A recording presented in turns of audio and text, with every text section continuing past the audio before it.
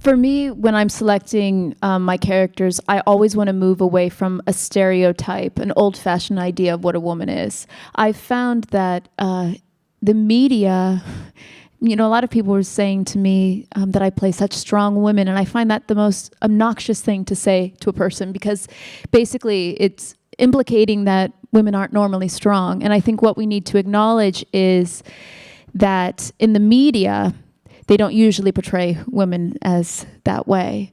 And so I'm really interested in finding well-written female characters that represent the women I see in my everyday life. And I think the media has let women down in the past in doing that.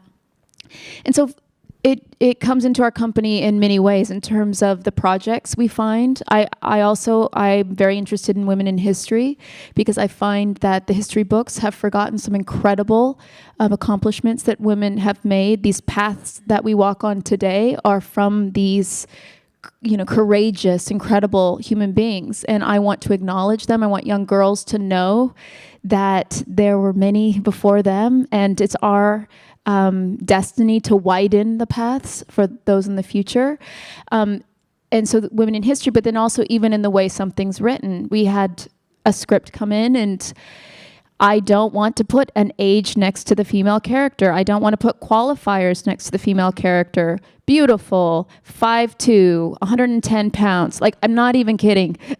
These are things Literally. That are normal in scripts, where they describe a woman in terms of something that is not important at all. Mm-hmm. And if you read the script, you have an idea of who the woman is. You don't need to know that she's 34 years old and weighs 110 pounds and is blonde. So we're removing all of that stuff. But it's funny. It's ingrained in the industry. It always feels like I'm pushing against something. But I'm pretty stubborn, so I'm going to keep doing it. And I think the material we look for as a company also isn't necessarily for Jessica, because I think we also feel like we have the opportunity to, find books, acquire material that are for an audience that's underserved.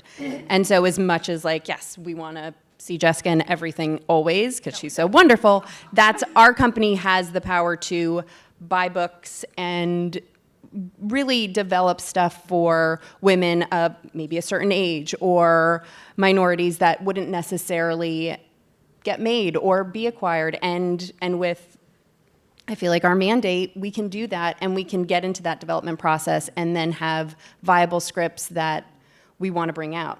So I think that's a really exciting part.